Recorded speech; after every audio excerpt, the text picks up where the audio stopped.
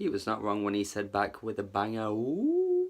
Wiley, legendary name in the grime world, and he came back this year with Godfather. I'm very late to it, of course, but I have been loving this all year. Just thought I'd give it a review before the year is out.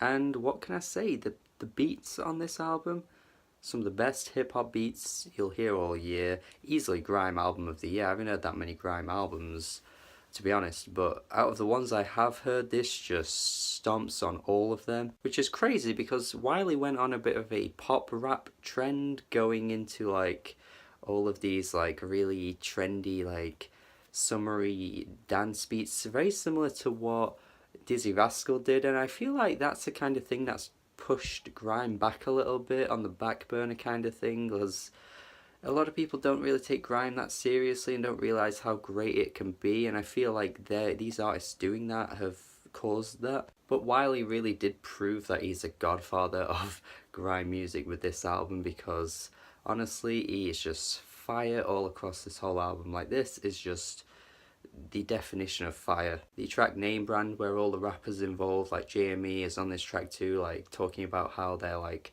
the brand, you know, their name isn't just a name, it's a brand like Nike and stuff like that. And the thing is with Wiley on this album is that everything he says I'm totally sold by, because of how like sort of commanding he is on the mic, and how like he just kind of like says it and just leaves it there, doesn't really like have to reiterate his point, doesn't really have to explain anything, it's just done.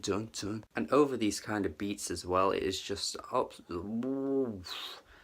I can't even say words, because some of these beats are honestly just incredible. Like seriously, these are just bangers of the year.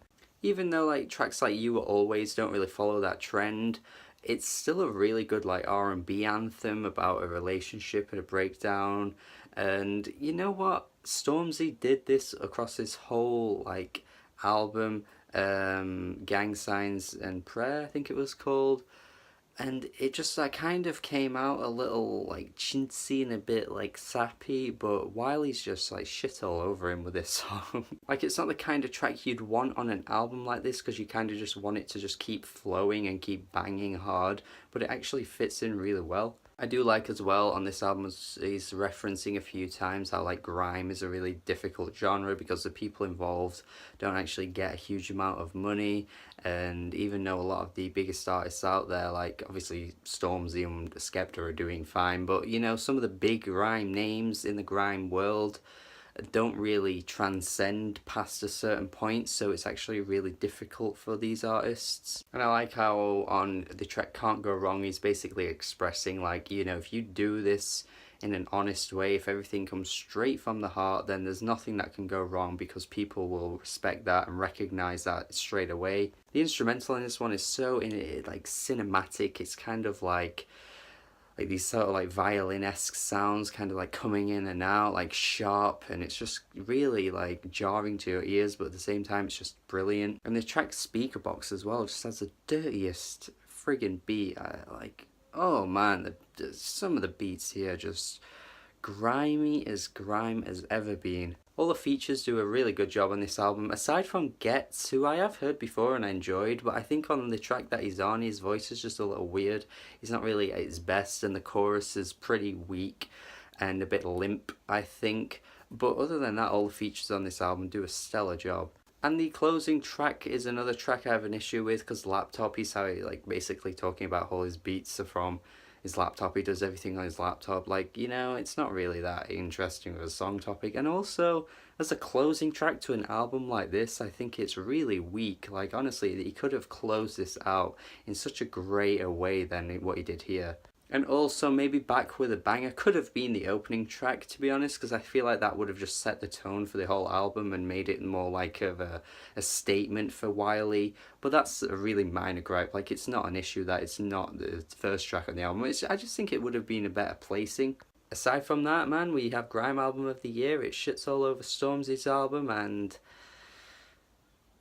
this is just insane, honestly. This is just a brilliant grime album. The beats, again, I keep mentioning them, but honestly, if you listen to this, you will know what I'm talking about. And although I don't think it's got the credit it deserves right now, I think once grime kind of like ages a bit. I think people will look back on this one and be like, oh yeah, this is the one of like the 2010s that people really should have been listening to and didn't. So I have hopes for this album in the future.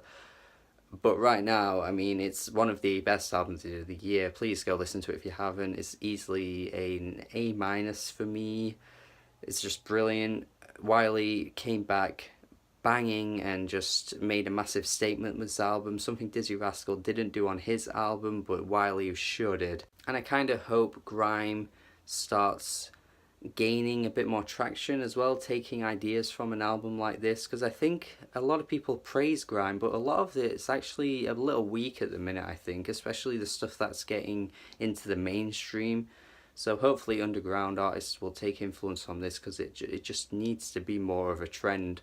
So yeah, if you've heard this, let me know what you think, and yeah, tell me if you think it's one of your albums of the year.